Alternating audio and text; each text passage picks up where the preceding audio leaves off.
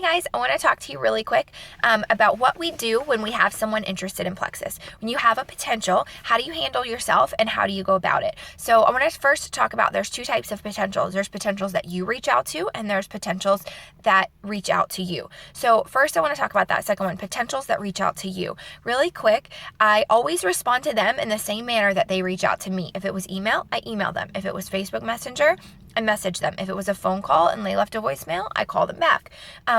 A lot of times they're saying, hey, this is how I like to communicate. And you want to respond in that same way. A lot of times I feel like in Plexus, we get in this loop of only reaching out to people on Facebook. And so, we'll reach out to our customers and we'll send them a message and they won't respond. And then we reach out to them again and they won't respond. And we're doing the same type of media each time. When in reality, sometimes the best way to communicate for you isn't the best way to communicate for somebody else. So you want to make sure you're being sensitive to all of those things, not just communication, but that's included in the areas that you're paying attention to. So if somebody reaches out to me, I've gotten this tons of times. I'll get a Facebook message from somebody I haven't heard from in years. Hey girl, what is this Plexus? Or, okay, I'm interested. Tell me more. So I respond typically, hey, so good to hear from you. Plexus Worldwide is a health and wellness company. Their main product, Plexus Slim, was originally designed for type 2 diabetics. It works to balance blood sugar, cholesterol, lipids, even help balance blood pressure. There's tons, there's a lot of products that help with tons of issues, and there's tons and tons of testimonies that range from, and I will list 4 to 5 things. I keep it short, sweet, and simple. Autoimmune diseases, migraines, anxiety, allergies, weight loss, whatever. I keep it short. We could list 20,000 things. I make sure in those 4 to 5 things that I list something that I think applies to them or someone they love. And then I say, I attached what I call my quick overview, and I put my website at the bottom if you want to poke around. Please let me know how I can help you. One thing I always say is, if you have any specific health needs or health goals, I would love to help direct you to the direction of the products that could help you. You want to open up that line of communication so you know what they're looking for, so you can communicate with them about how Plexus can help them. If you just send them information, there's no call to action, so you may not hear back from them. Even if they are interested, they might think, okay, I'll think about it, but they don't feel the need to tell you that. So you want to have an open dialogue. Another thing is you want to keep it short and simple. You don't want to send 10,000 paragraphs with 15 attachments, because even if they are interested in watching it or in, reading your attachments and reading what you have to say, they're most likely going to say, okay, I'll do this later, and then forget. They don't think about Plexus all the time like you do and like I do. So we want to keep it intriguing and short. So the second thing I want to talk about is if you're reaching out to someone. What typically I do, if it is what I would call a cold call, but a cold call to like my warm market, my friends, my family, people that know me, I will reach out and I will say, hey, First of all, I always start with something personal, and I'm being real here. I'm not being fake. I'm being the same Rachel Burden that I was before I sold Plexus. Hey, I saw the picture of your daughter. It was so adorable. She was so cute at her dance recital. Or how's your family? I'd start out with a personal something. And then I go into, hey, I don't know if you've seen my Plexus posts, but I have started something that has been such a blessing in my life. The products are incredible. They've done awesome things for my family and my friends. The business side is honestly totally blowing me away. And in thinking and praying about where I want my business to go, you came to my mind. And then you tell them why they came to your mind. If that sentence isn't true, then don't say it. Say what's true and real and honest. And then I tell them, you came to my mind because I know, you just had your youngest baby and you were looking to stay home. Or whatever. I know you have type 2 diabetes, and I really think these products could help you. Why did they come to your mind? And then why do you think that they could use the products, or why do you think they would be good at the business? I really think you would be awesome at this. You have a lot of integrity. You are very personable. People like you. It's easy for you to reach out and talk to people. Tell them why you think they would be good at it.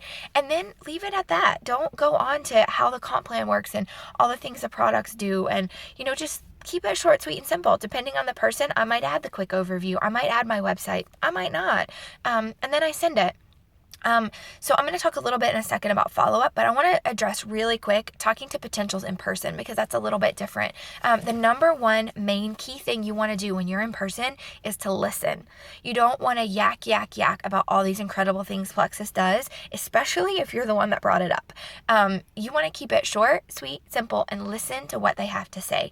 If they come to you about weight loss, and you might know that they have diabetes, Hashimoto's, they have pain in their knees, but they're coming to you for weight loss, you address the weight loss. Toss in, Plexus can help with all these other things too, but this is the weight loss side. You want to address what they want.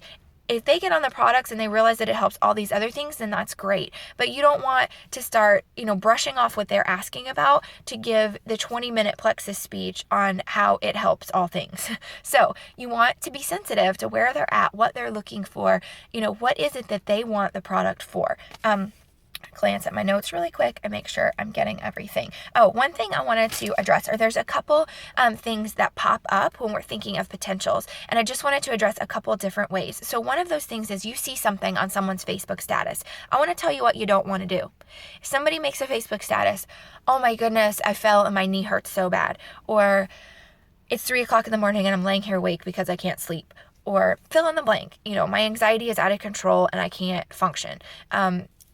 Fill in the blank. Some people share way too much on Facebook that I would be like, I would never tell somebody on Facebook that. What you don't want to do is leave a commercial in their comments. If you want to comment on it, great, comment on it, but don't talk about Plexus. Send them a message, a private message about, hey, I saw your status, and I just wanted to share with you something I'm doing. I don't know if you've seen my Plexus posts, and I don't want you to feel like I'm trying to take advantage of your issue, but I've recently seen, or a long time ago I've seen, or I know, make sure you're being honest, a testimony where somebody was able to get relief from fill in the blank, and share. You don't have to share the testimony. You can share short, like I said, short, brief, to the point. Be honest, be real. Don't come across as a commercial. If you post under their Facebook status, that's so tacky. Some people might love it and be like, great, thanks for sharing that information with me. But some people are going to be offended. Like, oh, great, now you're turning my Facebook wall into a commercial. Especially people that are already sensitive about your Plexus Facebook post. Great, now she's turning my wall into a commercial. As if her spam wasn't enough on my newsfeed, now it's on my wall. So people get cranky, they get sensitive, they get whatever. So just don't even open the door to that. Send them a private message. Be upbeat, be positive, share a testimony. If you see somebody post something on Facebook and you don't know, go to the Journeys page, search it. Plexus might help. I have had that happen where I've seen something and I've thought, I've never even heard that before. I go to the Journeys page, I type it in, and lo and behold, there's a testimony. You can send testimonies, you don't have to, but keep it, like I said, short, sweet, personable, and real. Be yourself. Don't all of a sudden become a different person just because you're selling something. Another thing that I want to say is in conversation, don't be passive aggressive. If you are having a conversation with your very best friend who knows you've done Plexus, who knows what the products are because you've talked to her, who knows what you're taking and how it's helped you, and she whines and complains about being tired, and you say, you need some Slim and X Factor, that's one thing. She's your best friend. She knows you. You're talking. She knows what Slim and X Factor are. That makes sense. If you were in a crowd of 20 people and somebody says, oh, I'm so tired, I didn't sleep, and you're like, you need Slim and X Factor, they're going to be like, who is this weird woman or guy or man? And why is she telling me I need Slim and X Factor? What is Slim and X Factor? It's annoying. It's weird. It's cryptic. They don't know what it means. They don't know what it is. And it's a passive aggressive way to get the business and the products in there. And I say that because people do it all the time, not even realizing. We think about Plexus a lot. We think about the products. We know what the products do. So, my kids can tell you what the products do. My kids know what the products are called because I talk about it, but the random person at the supermarket is not going to know what it is. So what you can do in that situation, if it's appropriate, you can say, hey, I don't know if you've ever heard of Plexus, but I actually, take these supplements and I sleep amazing now and I have so much energy. If you're interested, let me know. Or, hey, I have a sample. If you want to try it. Take the normal relational approach or talk to them later. If there's 20 people and it's not really the appropriate time, give them a call later. Send them a message. Send them an email later. Hey, I know you mentioned this earlier and I didn't feel like it was really appropriate and I didn't want to be insensitive, but I just want wanted to share with you something that's working really well for me. Keeping it real and relational avoids that salesy, crazy talk. And it avoids people shutting you out because they don't want to be sold to, and they don't want to hear one more Plexus commercial, if that makes sense.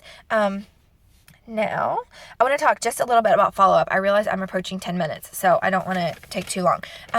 One of the things I want to talk about is follow-up is so important. If someone reaches out to me, I have a little bit of a different time frame for if I'm the one to make the initial contact or they're the one to make the initial contact. If someone reaches out to me and I don't hear back, they reach out to me and I respond and it's nothing. I see they read it, but I see nothing. I wait 3 or 4 days and I reach back out. Hey, did you get a chance to read through the stuff I sent you? Can I help you with any questions? Please know I'm here to help if I can. And then I do it again in a couple weeks. Like, I'm saying, okay, this person isn't responding. So 3 to 4 days, 2 weeks, and then once a month.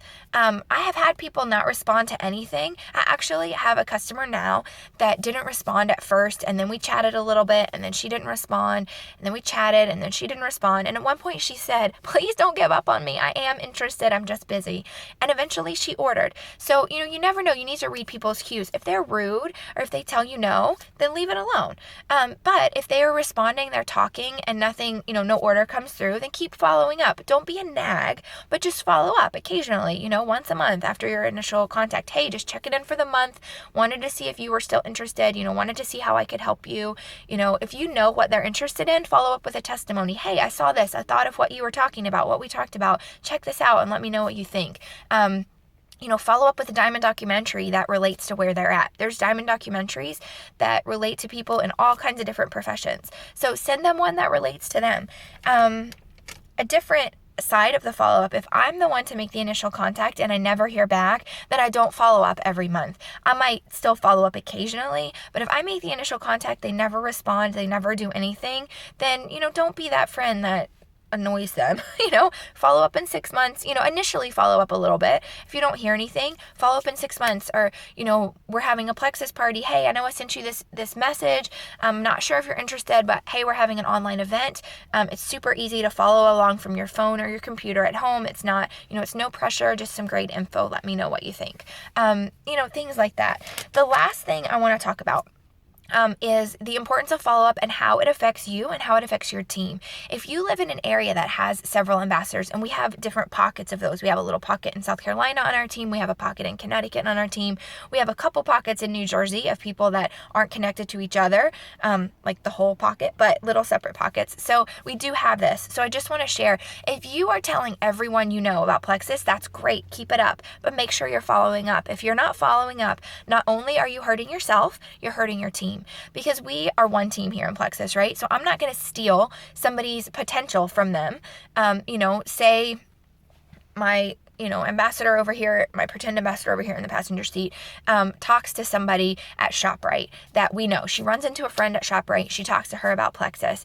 3 months go by and I think of that person. I reach out to them. We're like, oh yeah, ambassador in the passenger seat told me about Plexus. I should, what do you think about blah, blah, blah. I spend time, I talk to that person. We go back and forth. But at the end of the day, passenger seat ambassador made the initial contact. And then it gets sticky. Like, okay, she made the initial contact, but I did the work. It's just harming everybody. If you contact somebody, follow up with them. If they say no, then okay, they're not interested. But follow up with them. You're missing out on ambassadors. You're missing out on customers if you're not following up, and you're harming your team, because then when your team goes to reach out to somebody, that person has already been talked to and it's already sort of spoken for, if that makes sense. So just a little tough love for you guys to start your week off with. But please let me know if you have questions. That was a little longer than I wanted it to be, but I wanted to cover what you say when you get a potential. So I hope you guys have a fabulous week and go get those potentials and follow up with them.